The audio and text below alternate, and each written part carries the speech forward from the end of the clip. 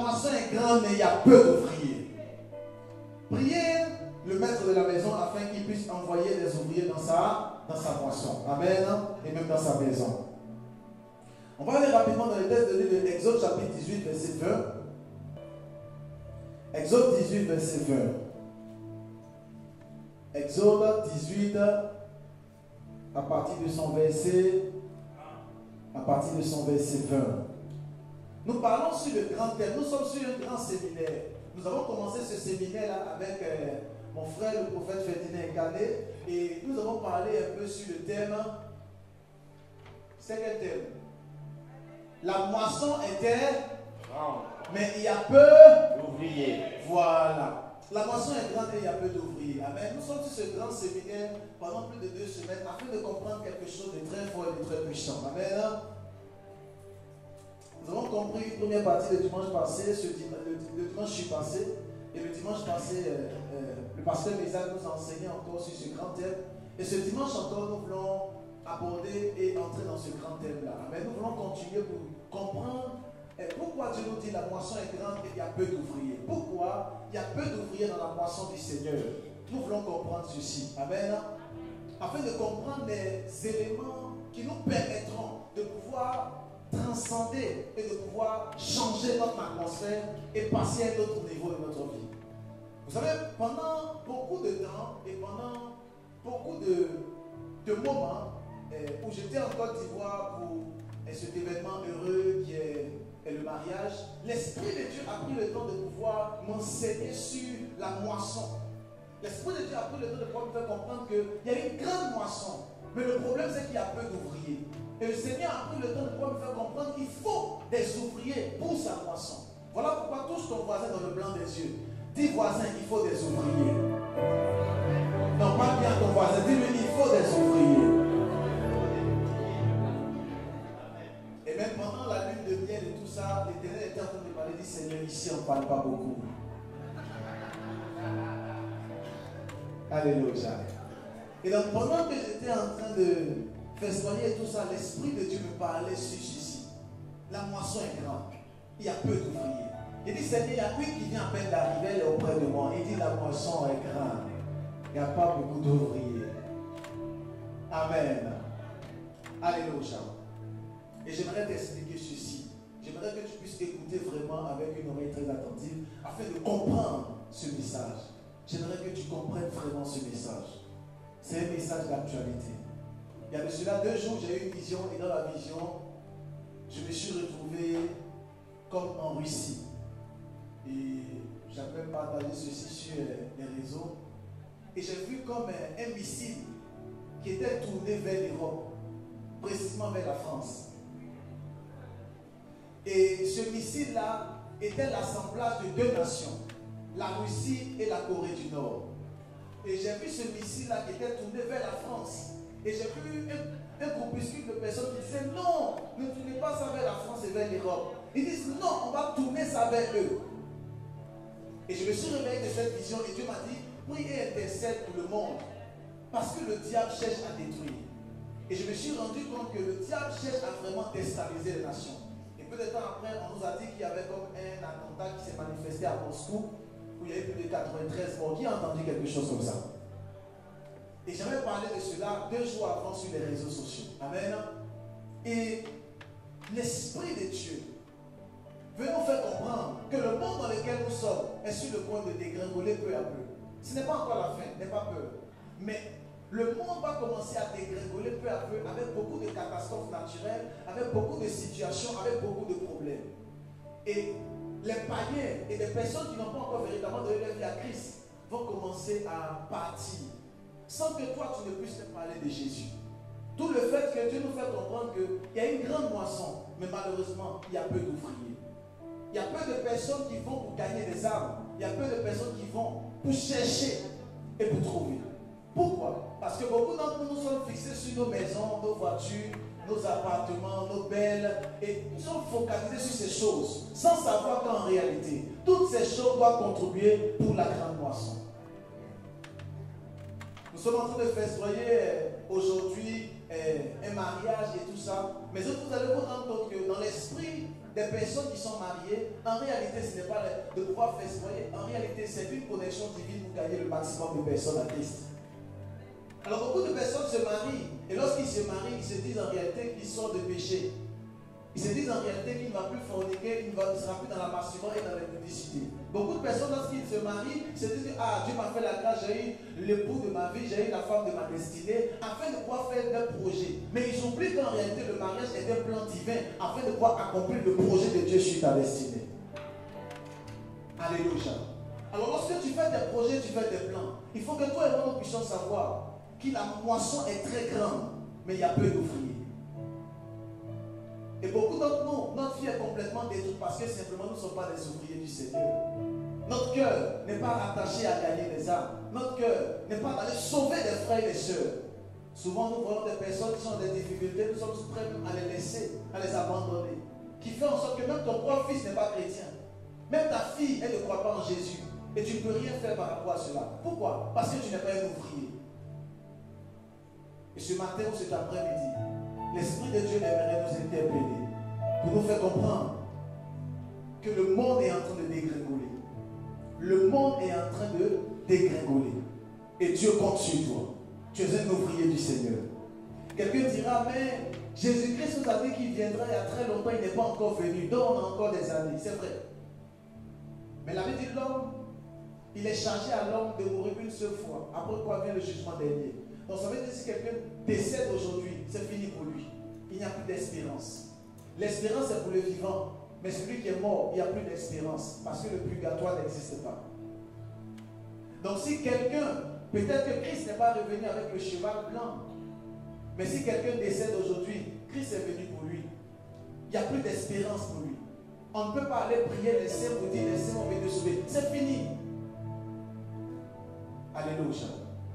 Et l'Éternel compte sur toi. Et Dieu compte sur toi. Rapidement, on va prendre notre Bible dans le livre d'Exode. On va lire ce texte pour comprendre quelque chose. Et on va prendre aussi Luc chapitre 10, verset 2. On va commencer par Luc chapitre 10, verset 2, s'il vous plaît.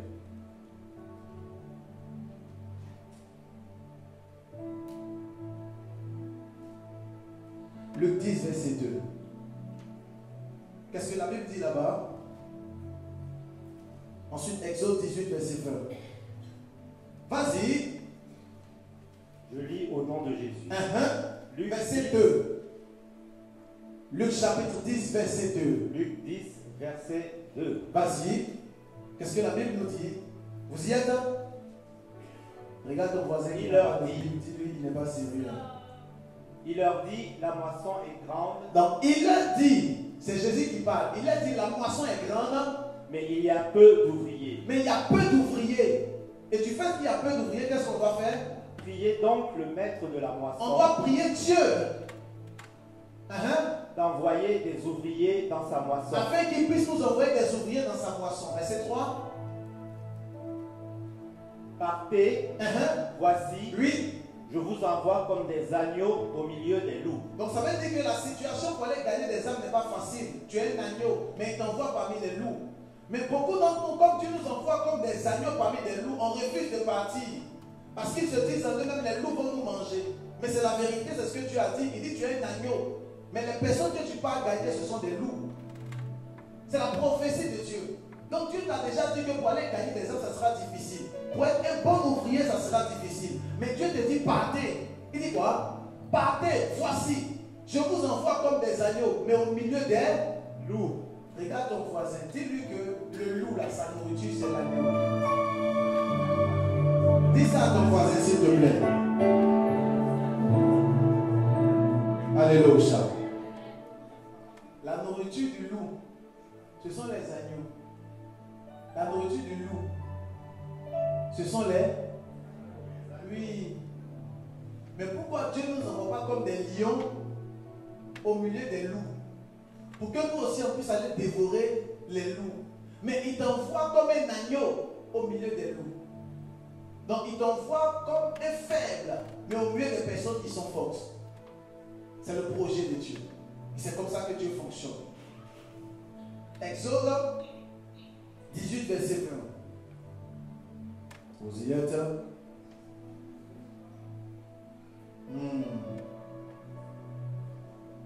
Vas-y. Exode 18, verset 20. Enseigne-leur les ordonnances et les lois, et fais-leur connaître le chemin qu'ils doivent suivre et ce qu'ils doivent faire. Vas-y, continue. Je n'ai pas le verset dont je voulais. Verset 25, s'il vous plaît.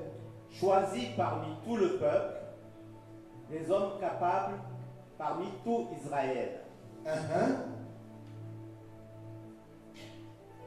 Verset 27. Et il les établit chefs du peuple, chefs de 1000, chefs de 100, chefs de 50 et chefs de 10. Répète encore le verset 27. Moïse choisit des hommes capables parmi tout Israël et il les établit chefs du peuple, oui, chefs de 1000, chef de 1000, chefs de 100, chef de 100, chefs de 50, chef de 50 et chefs de 10. Chef de 10. On va lire ensemble, tous ensemble. On va lire ensemble. 1, 2 et 3.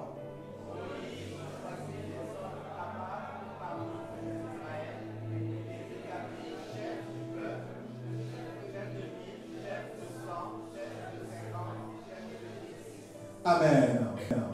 Dieu bénisse sa parole. Excellent enfant de Dieu, j'aimerais donner rapidement ce message en quelques minutes pour nous dire simplement qu'il faille que nous puissions être des bons ouvriers et des ouvriers. Dans Luc chapitre 10, verset 2, il nous dit simplement que la moisson est grande, mais il y a peu d'ouvriers. Alors priez donc le maître de la maison afin qu'il puisse envoyer des ouvriers dans sa maison. Amen. Et lorsque Dieu parle des ouvriers, Dieu parle de personnes d'autres que toi et moi. C'est nous qui sommes les ouvriers du Seigneur. Un ouvrier, c'est quelqu'un qui travaille pas pour son propre chef, il travaille pour quelqu'un. Un ouvrier, c'est quelqu'un qui ne s'appartient pas lui-même, c'est quelqu'un qui appartient à quelqu'un d'autre. En d'autres termes, toi et moi, nous sommes des ouvriers, mais des ouvriers de Christ. Pas des ouvriers du prophète Josaphat, mais des ouvriers de Christ. Et Dieu dit que la moisson est tellement grande, mais il y a peu d'ouvriers. Lorsque vous partez un peu dans le champ d'un agriculteur, vous allez vous rendre compte que, arrivé un moment, il y a ce qu'on appelle la moisson. Les gens doivent moissonner. Pourquoi? Parce que le fruit est mûr. Il faut rapidement qu'on puisse commencer à moissonner, de peur que si on ne moissonne pas, les fruits vont commencer à pourrir. Et quand il y a manque d'ouvriers, manque de main-d'œuvre, qu'est-ce qui se passe? Les fruits commencent à pourrir parce qu'il n'y a pas beaucoup d'ouvriers pour aller cueillir et pour aller prendre. Et ça fait en sorte qu'ils ont planté, c'est vrai, mais du seul fait qu'il n'y a pas beaucoup d'ouvriers, ils ne peuvent pas moissonner, ils ne peuvent pas amasser, ils ne peuvent pas prendre. Et Dieu nous fait comprendre que toi et moi, nous sommes des ouvriers et nous devons aller gagner le maximum de personnes pour Christ. Beaucoup de personnes, l'Esprit de Dieu m'a fait comprendre, n'arrivent pas à entrer dans les bénédictions, dans les grâces, parce que simplement, ils n'apprennent pas à être des bons ouvriers. Ils veulent travailler pour le Seigneur, mais ils veulent travailler comme eux, ils ont l'envie et comme eux, ils pensent dans leur esprit. Si jamais toi et moi, nous n'apprenons pas à faire ce à quoi Dieu nous a appelés, nous n'apprenons pas à gagner des âmes pour le Seigneur, on peut être en train de passer à côté de la destinée glorieuse que Dieu a prévue pour nous. Dieu t'a appelé à pouvoir régner dans l'atmosphère, dans le monde, à pouvoir faire des choses surnaturelles. Mais malheureusement, les promesses de Dieu sont toujours avortées et les promesses de Dieu ne s'accomplissent jamais. Parce que simplement, tu n'es pas un bon ouvrier. Et la Bible dit qu'il y a un homme qu'on appelait Moïse. Vous pouvez m'allumer la télé s'il vous plaît. La Bible nous dit qu'il y avait un homme qu'on appelait Moïse. Et cet homme-là avait une grande foule autour de lui. Il devait pouvoir gérer toute cette foule-là. Et Moïse, à lui seul, était en train de gérer toute la foule. Une foule nombreuse qu'on ne peut même pas dénombrer. Ils étaient tellement nombreux et Moïse devait pouvoir régler tous les problèmes. Imaginez-vous, on dit clairement que le pasteur Sando est le maire de Tournoisy-le-Grand. Tu amènes bien. Et il est le maire de tout Noisy-le-Grand et c'est lui qui doit gérer les problèmes. Et il s'assoit et il gère les problèmes de tout le monde.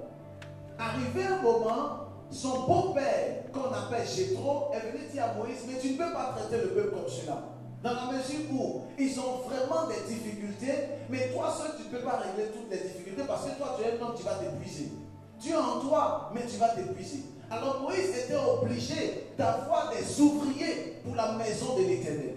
Et Moïse a dispatché les tâches afin que les ouvriers puissent travailler. Et la Bible dit qu'il y avait des chefs de 1000, des chefs de quoi? De 100, des chefs de 50 et des chefs de 10. Tous ces chefs-là, de toi à moi, qu'est-ce qu'ils faisaient? C'était des ouvriers qui travaillaient pour la gloire de Dieu. C'est ça ou pas? Pourquoi? Parce que Dieu sait que quelqu'un qui veut être un bon ouvrier doit être dans une tribu. Quelqu'un qui doit évoluer, qui doit grandir, il doit faire partie des groupes. Afin qu'on puisse le guider, le diriger et qu'il puisse atteindre la destinée que Dieu a prévue pour lui. Afin qu'il puisse impacter dans cette génération. D'où le fait que l'Esprit m'a fait comprendre que nous avons mis en place ce qu'on appelle les tribus dans l'église. Mais malgré qu'on a mis les tribus dans l'église, toi tu ne pries pas ni dans la tribu, tu n'es souvent dans aucune tribu. Quand les pasteurs t'appellent, on ne te voit pas. Et quand on te dit va gagner des âmes, tu ne fais pas. Et dis Seigneur, ma vie est bloquée. Mais ta vie est bloquée parce que tu n'appartiens pas à une maison. Tu ne peux pas passer tout ton temps à faire toutes les églises de Paris. Ce n'est juste pas possible. Tu ne peux pas passer ton temps à faire toutes les veillées de Paris. Ce n'est pas possible. Arrivé un moment, tu vas t'essouffler et ta destinée ne peut pas éclore. Ça ne peut pas. Il faut que tu appartiennes à une tribu. Il faut que tu appartiennes à un groupe. Psaume 133, il dit, il est bon, il est doux, il est agréable pour les frères et les sœurs de demeurer ensemble. C'est là que l'onction descend. Et on a mis en place des tribus à l'église. Nous avons des tribus dans la salle. Nous avons des tribus à l'église, nous avons les pasteurs. Et on appelle dans le groupe, on prie avec toi, on ne te voit pas, on te cherche même, on ne te trouve pas. Souvent, il y a d'autres qui n'ont pas de tribus. Mais si tu n'as pas de tribus, comment tu vas faire pour éclore? Moïse lui-même, il a établi des chefs de 1000, de 100, de 50 et de 10 personnes. Afin qu'ils soient dirigés et afin qu'ils soient conduits. Tu as besoin d'avoir un pasteur qui prie pour toi. Tu as besoin d'être dans une tribu et tu as besoin de travailler selon la tribu. Afin que l'Éternel puisse faire de toi un étendard dans cette génération. Combien d'entre nous avons des paroles prophétiques très fortes. Quand tu dors, tu as une vision. Tu te vois dans la gloire. Mais malheureusement, quand tu te réveilles le matin, les problèmes. Ça veut dire que spirituellement, tu es béni. Mais physiquement, ça n'arrive pas à descendre sur toi. Parce que tu es toujours seul, isolé. Tu aimes faire les choses seul. Qui t'a dit qu'on réussit seul? Ce n'est pas possible. On ne réussit pas seul. On n'arrive pas à éclore seul. Tu ne peux pas. Tu as besoin d'être dans un groupe et d'être actif dans le groupe. Tu as besoin de travailler pour la gloire de Dieu. Tu ne peux pas penser que tu es plus spirituel que Dieu. Ce n'est juste pas possible. Et Dieu te met dans un groupe. On fait tout possible pour que tu puisses travailler, que tu avances. Mais tu rames. Tu ne fais pas. Et Dieu m'a dit cet après-midi de te faire comprendre que ta vie est bloquée parce que tu ne fais pas son œuvre. Ta vie est simplement bloquée parce que tu n'as pas encore pris la décision dans ton esprit, ton âme et ton corps de pouvoir œuvrer pour sa gloire. Et la moisson est grande et il y a peu d'ouvriers. Et Dieu te cherche, mais il ne te trouve pas. On te trouve ailleurs, en train de faire autre chose. Oh, Dieu a besoin de toi dans le groupe. Dieu a besoin de toi afin que tu sois actif et que tu travailles pour sa gloire. Je prends toujours cet exemple et je dis généralement qu'on a l'habitude de partir travailler pour les païens et nous travaillons 35 heures dans la semaine, même souvent 36 heures, pour avoir un salaire de 2000, de 2100, même souvent même c'est 1500 euros. Et quand tu viens de payer toutes les factures, tu te rends compte que tu as toujours des problèmes. Mais tu fais toujours la même chose. Et ça fait plus de 10 ans que tu fais la même chose. Mais ça veut dire que ce que tu fais là, il faut changer un jour. Décide de transformer les 35 heures. Enlève au moins le temps de Dieu dans les 35 heures et tu verras si Dieu ne va pas te bénir. Décide de changer le mode de fonctionnement et tu verras que aussi Dieu va apporter pour toi une bénédiction. Cet après-midi, excellent enfant de Dieu, l'Esprit de Dieu me charge de te dire, tu dois travailler pour sa gloire. Tu dois travailler pour Dieu. Tu dois travailler pour Dieu. Je dis tu dois travailler pour Dieu. Amen. Je dis tu dois travailler pour Dieu. Amen. Je dis tu dois travailler pour Dieu. Je dis tu dois travailler pour le roi des rois. Tu dois travailler pour Dieu. Tu dois travailler pour Dieu. Tu dois être un ouvrier dans sa maison. Tu dois être un ouvrier. Un ouvrier actif. Tu dois être un ouvrier actif dans sa maison. Tu ne dois même pas attendre qu'on t'appelle. Tu dois travailler. Tu dois gagner des âmes. Quand le dimanche tu viens à l'église, tu ne peux pas venir à l'église seul. Va chercher ton cousin, ta cousine, va chercher la personne. Va l'appeler. Va gagner des âmes. Excellent enfant de Dieu. Oh, je me rappelle lorsque nous étions jeunes et que nous étions en train de gagner des âmes. Excellent enfant de Dieu. La royauté et la gloire ne viennent pas par hasard. Ce n'est pas par hasard que tu vas voir des personnes qui sont élevées. Ce n'est pas le hasard. Ce sont des personnes qui sacrifient pour Dieu. Le hasard n'existe pas. C'est le diable qui te fait croire que le hasard existe. Le hasard n'existe pas. Ce sont des personnes qui travaillent, qui ont un cœur pour Dieu. Je me levais tôt le matin pour aller à l'église. Et je faisais des kilomètres à pied. Parce que je n'avais pas d'argent pour prendre même le taxi. Souvent je prends le taxi, c'est arrivé là-bas qu'on paye le taxi pour moi. Je ne dis pas, ah non, moi aussi, comme je n'ai pas de transport, je vais rester à l'église, je vais rester à la maison. Non! J'appelle les frères de l'église. Est-ce que tu peux me payer le taxi aujourd'hui? Je fais arriver payer. Donc je fais arriver et puis je paye. C'est arrivé là-bas qu'on paye pour moi. Souvent tu dis, ah je n'ai pas de transport, je reste à la maison. Tu n'as pas de transport, tu restes à la maison. Tu n'as pas de transport, tu restes à la maison. Et tu ne peux pas appeler quelqu'un pour dire, ah tu ne peux pas prendre le transport. Non, on est en France, chacun pour soi, Dieu pour tous. C'est la mentalité des personnes qui sont perdantes. Et les personnes qui ne peuvent pas réussir dans la vie. Je me rappelle que je partais évangéliser dans les marchés. Je partais distribuer les tracts. Moi seul, je distribue, je parle de Jésus. J'attends pas que quelqu'un vienne avec moi, je parle seul. Et je fais l'œuvre de Dieu. Pourquoi? Parce que je sais que si je ne le fais pas, ma destinée en dépend. Beaucoup de personnes ne le font pas. Parce que tu es arrivé en France et que peut-être tu manges. Non, tu ne fais pas l'œuvre de Dieu. Excellent enfant de Dieu, j'aimerais te dire, tu dois servir Dieu. Ta destinée glorieuse, ta gloire en dépend. Tu dois servir Dieu. J'aimerais avancer un peu rapidement. Est-ce que quelqu'un est là avec moi? Est-ce que tu es là? Est-ce que tu es là? Vous savez, nous devons servir Dieu. Éphésiens 4, verset 11. Je suis en train de terminer. Nous devons servir Dieu.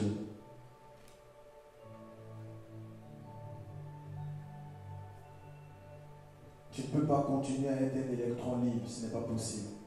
Il faut t'impliquer dans la maison de Dieu. Il faut t'impliquer dans les différentes tribus. Et par la grâce de Dieu, nous avons plusieurs tribus à l'église. Si tu n'as pas de tribu, à la main finale, va voir un pasteur, sois dans une tribu. Tu ne peux pas être un électron libre, ce n'est juste pas possible. Tu dois être dirigé, conduit. David dit, l'Éternel est mon berger, je ne manquerai de rien. Mais toi qui es ton berger, quand tu n'as pas de berger, tu commences à manquer. Sachant bien que tu ne connais pas. Tu as besoin d'un pasteur qui va te guider, qui va te diriger. Et tu as besoin d'être actif et d'écouter ton pasteur. Il y a des personnes, tant que ce n'est pas le prophète 11 qui prie pour eux, c'est que l'onction n'est pas arrivée. Et quand le pasteur tel l'appelle, non, moi j'attends que papa m'appelle. Tu vas attendre 195 ans. Je ne vais pas t'appeler. Vas-y, fils. Éphésiens 4, verset 11. Et il a donné les uns comme apôtres. Il a donné les uns comme apôtres. Les autres comme prophètes. D'autres comme prophètes. Les autres comme évangélistes. Les autres comme évangélistes. Les autres comme pasteurs. Il y a d'autres qui l'ont appelé comme pasteur et docteur. Verset 12. Pour le perfectionnement des saints. Donc il les a appelés pour le perfectionnement. Attendez, on va s'arrêter sur ça. Vous voyez? Donc Dieu a appelé beaucoup d'hommes de Dieu. Il a appelé les prophètes, les pasteurs, les docteurs, les évangélistes, les apôtres. Et il les a appelés pourquoi? En vue de l'œuvre du ministère. Non. Il les a appelés pourquoi? Pour le perfectionnement des... Qui est le perfectionnement des saints? C'est qui les saints? C'est toi et moi. Donc la Bible dit qu'il a appelé toutes ces personnes pour que toi tu sois parfait. En d'autres termes, tu n'es pas encore parfait. Mais Dieu veut te parfait au travers de ses serviteurs. Est-ce que tu es là? Tout le fait que tu dois écouter les enseignements des hommes de Dieu. Tu dois écouter l'enseignement que je te donne aujourd'hui et le mettre en pratique. Afin que tu puisses être étoilé, que tu sois parfait. Et quand on parle de la perfection ici, pour le perfectionnement des saints, ça veut dire pour la bénédiction des saints. Pour que toi tu sois béni. Donc les saints ne sont pas encore bénis parce que simplement les hommes de Dieu, ce qu'ils disent, tu ne les mets pas en pratique. Voilà pourquoi à l'école, ce n'est pas tout le monde qui est premier. Il y a des personnes qui comprennent bien et il y a des personnes qui décident de ne pas comprendre. Alléluia. Tu dois comprendre. Nous sommes à la classe, nous sommes à la formation. Tu dois comprendre ce que Dieu dit aujourd'hui. Si je pouvais ouvrir ta tête comme ça, mettre l'information dedans, j'allais le faire. Je ne peux que t'expliquer. Et tu dois gagner des âmes. Vas-y. Pour le perfectionnement des saints, en vue de l'œuvre du ministère et de l'édification du corps de Christ. Et pour l'édification du corps de Christ. Pour que nous soyons édifiés.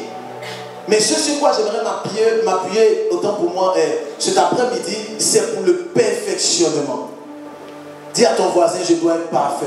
Je dois être parfait. Donc parle bien à ton voisin, dis-lui, je dois être parfait. Alléluia. Nous devons juste être parfaits pour la gloire de Dieu. Alléluia. Je voulais terminer sur ceci et dire que il y a des personnes qui sont appelées pour les 5 ministères qu'on vient de citer. Ce sont des ouvriers et ils sont appelés à ces 5 ministères-là. Il y en a d'autres qui ne sont pas appelés à ces 5 ministères. Mais ça ne fait pas de toi un moins ouvrier, mais ça ne fait pas de toi quelqu'un qui n'est pas un ouvrier. Amen. Ce n'est pas parce que tu ne fais pas partie de ces 5 ministères donc que tu n'es pas un ouvrier. Amen. Tu peux être un chantre. Tu es un ouvrier du Seigneur. Mais pas un chantre qui vient chanter seulement bien habillé, puis qui rentre à la maison, qui passe son temps à manger et à boire. Non. Un chantre qui se consacre et qui sert Dieu. Amen. Et qui gagne des âmes. Parce que les chantres sont également des évangélistes premièrement. Amen. Donc tu peux ne pas avoir les 5 ministères, mais tu peux faire beaucoup d'autres choses. Et être actif dans la maison de Dieu. Le secret de ta bénédiction est rattaché à ton appel et au fait que tu puisses œuvrer pour sa gloire. Si le message t'a fait du bien, tiens-toi debout et acclame le Seigneur.